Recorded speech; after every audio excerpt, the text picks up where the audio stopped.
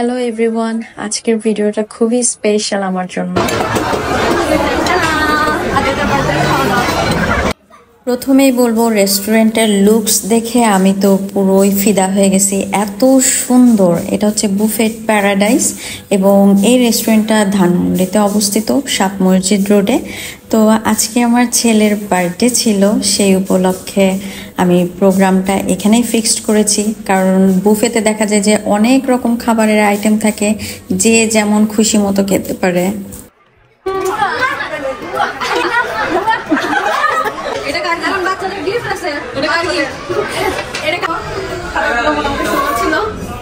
তুমিও সুন্দর ছিলে।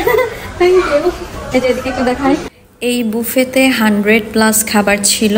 আমাদের মানুষজন ছিল টোটাল 30 জন। তো আমার প্রথম চয়েস ছিল আমি বুফেতেই করব, কারণ যার যেমন ডিফারেন্ট টেস্ট সে অনুযায়ী পেট ভরে খেয়ে উঠতে পারবে। আমি আমার মতো করে প্লেটে গুছিয়ে নিলাম। আমাদের টেবিলে সবাই খাওয়া দাওয়া শুরু করে দিয়েছে।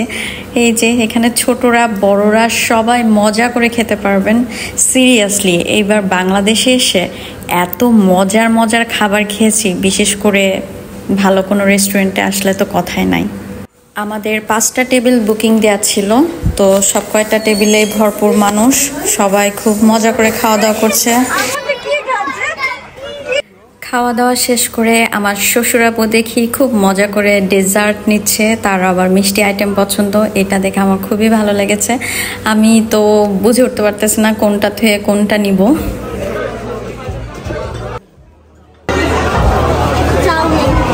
আমি আজকে চিন্তা করেছি আমি আজকে খুব খাবো, মানে সন্ধ্যা 7টায় আমরা চলে এসেছি, এখানে 10টা পর্যন্ত থাকতে পারবো, তার বেশি সময়ও থাকা যাবে। তো আমি অনেক খেয়েছি। এই যে আমার বাবা সোনাটা অনেক এনজয় করছে তার ছোট বন্ধু বান্ধবদের সাথে।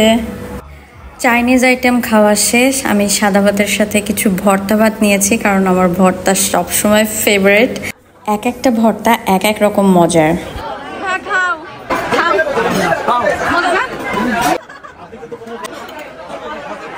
আলহামদুলিল্লাহ, বাংলাদেশে আসার পরে এটাই সব থেকে বড় পাওয়া যে আদিয়াতের জন্মদিন উপলক্ষে আমরা সবাই ফ্যামিলির সবাই একসাথে হতে পেরেছি। পরিবারের সাথে খুব সুন্দর একটা সময় কাটালাম আজকে। রেস্টুরেন্টের একটা ভাইয়া খুব সুন্দর করে সাজিয়েও দিল আমাদের টেবিলটাকে।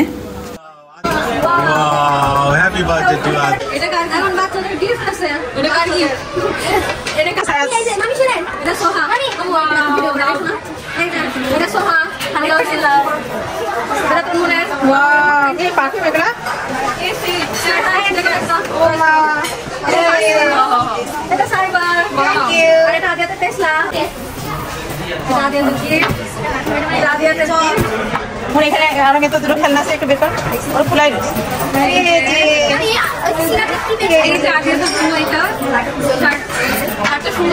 এটা আমি